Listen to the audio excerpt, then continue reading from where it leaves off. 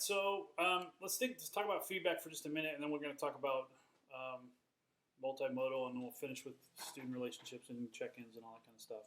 One of the things that I found really, really helpful with this graphic was what does effective feedback look like?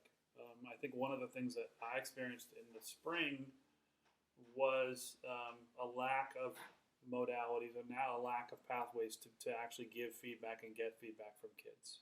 Some of it could happen on the Zoom call, but after the Zoom call, if they didn't answer an email, right, some of us were kind of posed. And so one of the things that I thought was really helpful on this was the bottom 6 things down there.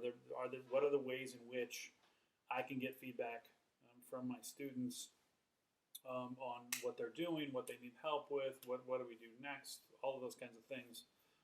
And what struck me as I looked at it was, I do a decent job on the emails with teachers because that's kind of my modality. It's what my default.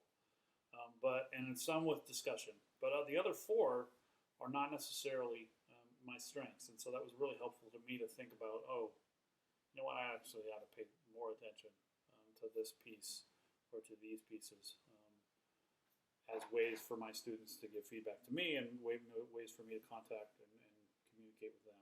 So again, if this is useful, great. If not, it's okay. But it did strike me as something that I felt like would really